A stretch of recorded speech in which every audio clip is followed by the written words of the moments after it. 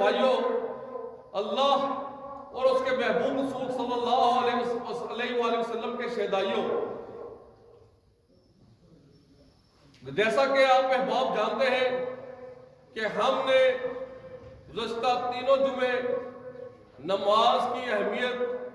اس کی فضیلت پر بیان کیے تھے، لیکن اب چونکہ اللہ سبحانہ تعالیٰ کے خصوصی فضل و کرم سے ہم ماہ رمضان میں جو سب سے زیادہ رحمتوں والا برکتوں والا مہینہ ہے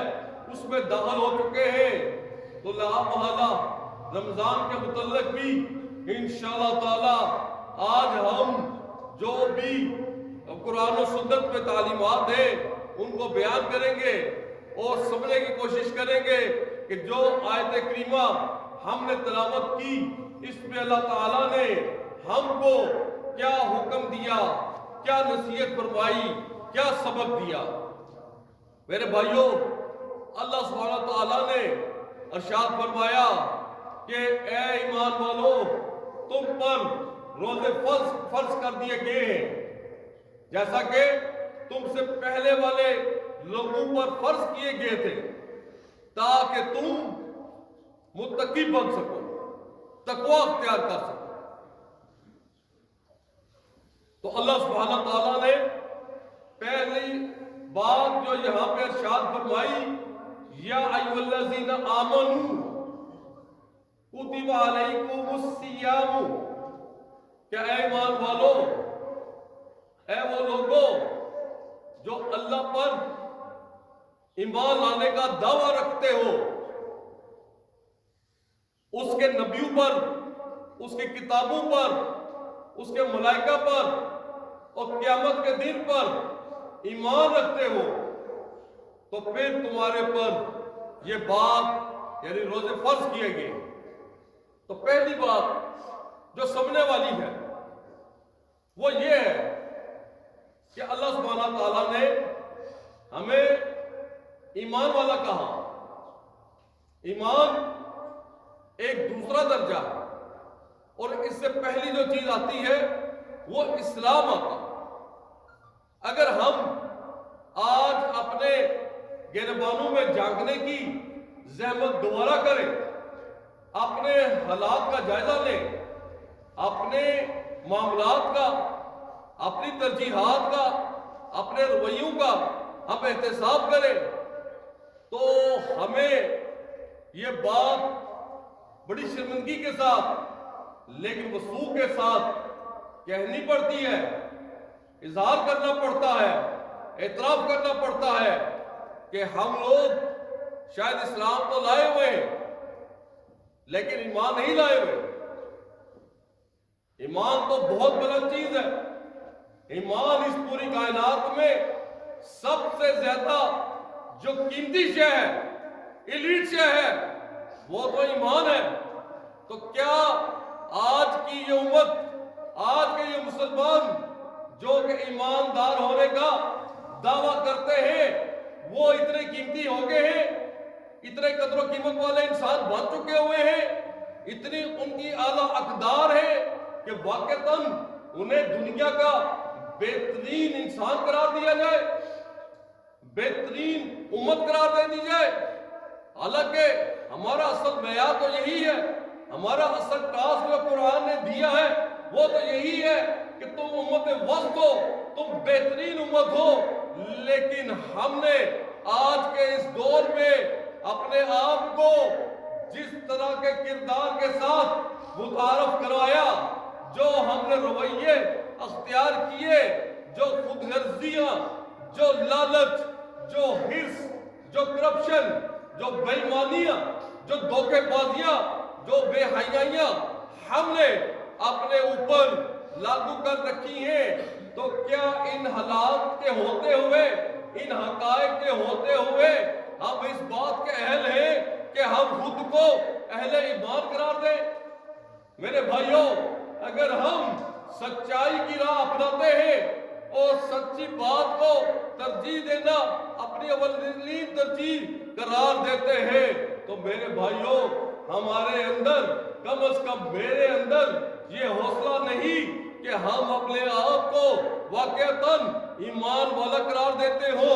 جیسا کہ میں نے پہلے عرض کیا کہ ایمان دنیا کی اس کائنات کی سب سے بہترین سب سے قیمتی شے ہے. تو آج پھر ہم بھی قیمتی ہوتے, ہماری بھی قدر ہوتی, ہماری بھی اہمیت ہوتی, لیکن آج ہم جس قدر ڈی ویلیو ہے محض اپنے ایمان کی کمزوری کی وجہ سے, ایمان کو صحیح طور پر نہ سمجھنے کی وجہ سے, ایمان کے جو تقاضے ہیں ان کو پورے طور پر نہ اپنانے کی وجہ سے. لہذا ہم یہ تو کہہ سکتے ہیں کہ ہم قانونی لحاظ سے تو مسلمان ہیں, ہم اسلام لے کر آئے ہیں, لیکن ایمان ابھی تک ہمارے دلوں میں پیدا نہیں ہوا. ہمارے دل و دماغ ایمان جیسی قیمتی ترین شے سے کہیں مستفید نہیں ہوئے. ایمان کے نور سے ہمارے سینے ابھی تک منور نہیں ہوئے. اس کی کیا وجہ؟ اس کی وجہ بھی دیکھیے, اللہ سبحانہ تعالیٰ نے ارشاد فرمائی کہ روزے تو اس لیے فرض کیے گئے تمہارے اندر تقوی پیدا ہو, کہ ہمارے اندر تقوی ہی نہیں ہے. بھائی جب ایمان نہیں ہے تو تقوی کیسے پیدا ہوگا؟ تقوی اور ایمان آپس میں لازم و ملزوم ہے. ایمان ہے تو ہونے کا دعویٰ ہو اور تقوی نہ ہو تو اس ایمان کا کیا فائدہ؟ اور اگر کوئی انسان برائیوں سے بچتا ہے لیکن وہ ایمان کے تقاضوں کو پورا نہیں کر رہا, نماز کی ادائیگی بر وقت نہیں کر رہا, پابندی سے نہیں کر رہا, تو اس کے ایمان لانے کا کیا فائدہ, اس کے تقوی کا کیا فائدہ؟ میرے بھائیوں, یہ اللہ سبحانہ تعالیٰ کا ارشاد کہ تم پر روزے فرض کیے گئے, اور روزوں سے پہلے تو اللہ سبحانہ تعالیٰ نے جس چیز کی اہمیت بیان کی, جو سب سے زیادہ قرآن پاک میں جس کا ذکر ہوا وہ تو نماز ہے. ہم لوگوں کی اکثریت تو ابھی تک نماز ہی پڑھنے سے قاصر ہے. 90% امت مسلمہ کے لوگ, بالخصوص اس خطۂ ارضی کے لوگ جو کہ بر صغیر پاک و ہند کہلاتا ہے, یہاں پر 90% سے زائد لوگ فرض نماز کی ادائیگی نہیں کرتے. وہ روزے کیا رکھیں؟ اور یقین جانیے بہت سارے مفسرین نے یہ بات ارشاد فرمائی ہے کہ اگر نماز نہیں ہے تو پھر روزہ بھی قبول نہیں ہوتا,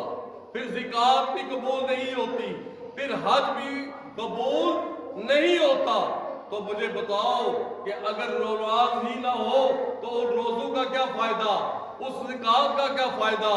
اور اس کے ساتھ ساتھ میں یہ بھی بات بتا دینا چاہتا ہوں کہ بے شک کچھ مفسرین نے, کچھ علماء کرام نے یہ بات کہی ہے, لیکن کچھ یہ کہتے ہیں کہ اگر کوئی انسان فرض نماز ادا نہیں کرتا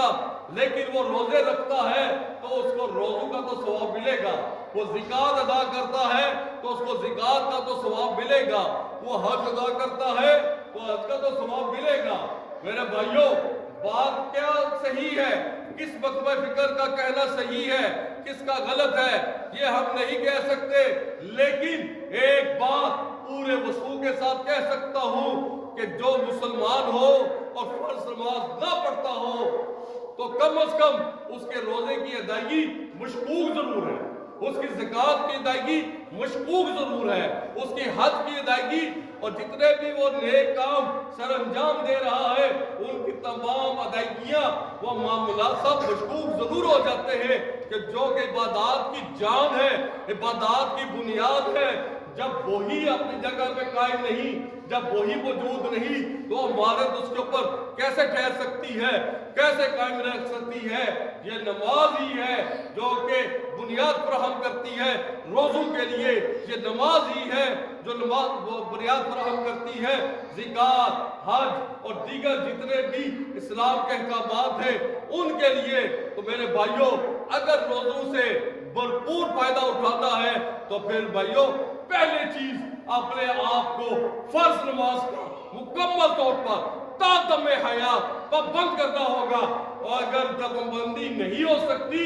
تو پھر اللہ سبحانہ تعالیٰ ہمارا حافظ ہے، پھر ہم کچھ نہیں کہہ سکتے کہ ایسے بندوں کے ساتھ اللہ تعالیٰ کیا معاملہ کرے گا۔ میرے بھائیوں،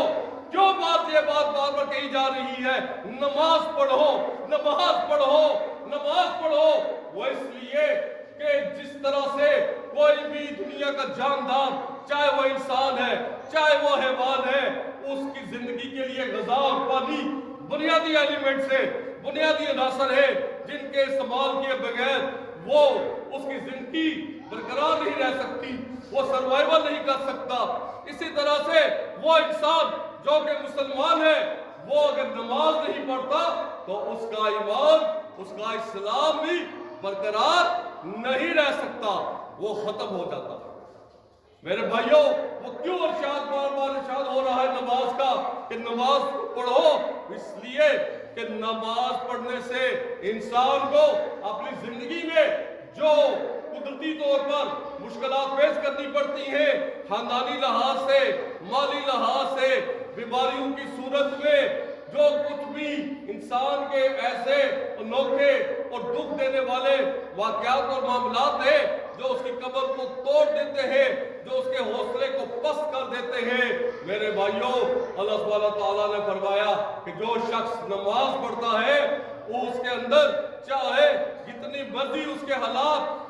انتہائی تباہ کن کیوں نہ ہو، کتنے ہی خراب کیوں نہ ہو، مالی لحاظ سے کتنا ہی کمزور کیوں نہ ہو، نماز اس کے اندر حوصلہ پیدا کرتی ہے، نماز اس کے اندر ہمت پیدا کرتی ہے، نماز اس کے اندر جرأت پیدا کرتی ہے کہ وہ ایک مضبوط چٹان کی طرح کھڑا ہو جاتا ہے اور بڑی سے بڑی مخالفت، بڑی سے بڑی پریشانی، بڑے سے بڑا مسئلہ خصوصی نماز پڑھنے والے کو اپنی جگہ سے ایک قدم بھی ہٹا نہیں سکتا، ایک قدم بھی اس کے اندر لغزش پیدا نہیں ہو سکتی ہے۔ یہ سب چیز نماز کرتی ہے۔ اس کی مثال آپ قرون اولیٰ سے لیجئے، حضور صلی اللہ علیہ وسلم کی مبارک عہد سے لیجئے، جن کا مبارک عہد دنیا نے کبھی نہیں دیکھا، نہ اس کے بعد کبھی دیکھا ہے۔ آپ صلی اللہ علیہ وسلم کا وہ مکی دور، جب آپ صلی اللہ علیہ وسلم نے اپنے ساتھیوں کے ہمراہ کلمہ توحید بلند کر رکھا تھا اور فرماتے تھے مکہ کے گلی گلی میں، کچھ کچھ میں، قولوا لا الہ الا اللہ، کہ سب لوگوں اللہ کے بندے بن جاؤ، اللہ کے علاوہ کسی کی بندگی نہ کرو، اللہ سے مدد مانگو، اللہ کے علاوہ کسی سے مدد نہ مانگو، اللہ سے مشکل کشا سمجھو، اللہ کے علاوہ کوئی مشکل کشا نہیں ہے تو تم کامیاب ہو جاؤ گے۔ تو میرے بھائیوں، جو کفار مکہ کو اپنی تعداد کی اکثریت پر ناز تھا، اپنے اثر رسوخ کا ان کو جو احساس تھا، اپنی قوت کا جو انہیں گھمنڈ تھا، اس کی بیس پر انہوں نے تاریخ کا بدترین ظلم حضور صلی اللہ علیہ وسلم پر، آپ کے صحابہ پر توڑا۔ انتہا درجے کی جو بھی بدترین ظلم کی شکلیں ہو سکتی تھی، اس سے مسلمانوں کو گزرنا پڑا۔ اذیت کی بدترین بھٹی، آزمائش کی گرم ترین بھٹی مسلمانوں کو برداشت کرنا پڑی۔ تو ایسے انتہائی سخت اور ہولناک اور اذیتناک اور کربناک موقع پر بھی اللہ سبحانہ تعالیٰ نے مسلمانوں کو کیا ارشاد فرمایا، ان حالات سے نمٹنے کا کیا طریقہ بتایا؟ کہا کہ نماز کو پڑھو، اقیم الصلاۃ ان الصلاۃ تنہی عن الفحشاء والمنکر، کہ نماز پڑھو، قرآن کی تلاوت کرو۔ بے شک نماز نہ صرف حوصلہ پیدا کرتی ہے، نہ صرف جرأت پیدا کرتی ہے، روک پیدا کرتی ہے، ہمت پیدا کرتی ہے، بلکہ نماز کے ساتھ ساتھ دنیا بھر کی جو بدترین برائیاں ہیں، جنہیں دین اسلام کے علاوہ ہر دین، ہر طبقہ غلط سمجھتا ہے، ان تمام تر برائیوں سے انسان کو پاک اور صاف اور منزہ ہو جاتا ہے۔ اور یہ تمام کمالات پیدا ہوتے ہیں کس کے ذریعے سے؟ نماز کے ذریعے سے۔ نماز انسان کے اندر یہ خوبیاں پیدا کرتی ہے، نماز انسان کے اندر یہ صفات پیدا کرتی ہے۔ اگر اس دور میں صحابہ کرام نے اس قدر کامیابی کے ساتھ بدترین مخالفتوں کا سہا مقابلہ کیا تو آج ہم کیوں نہیں کر سکتے؟ اللہ سے دعا کرے کہ اللہ تعالی ہم کو بھی صحابہ جیسا ایمان عطا فرمائے، اہل بیت جیسا ہمیں احسان و قربانی کا جذبہ عطا فرمائے کہ ہم لوگ بھی مرتے دم تک نماز کو، روزے کو، زکوٰۃ کو اور جتنے بھی اللہ کے احکامات ہیں ان پر کما حق ہوں خوشی کے ساتھ اور رغبت کے ساتھ عمل کر سکے۔ وآخر دعوانا الحمدللہ رب العالمین۔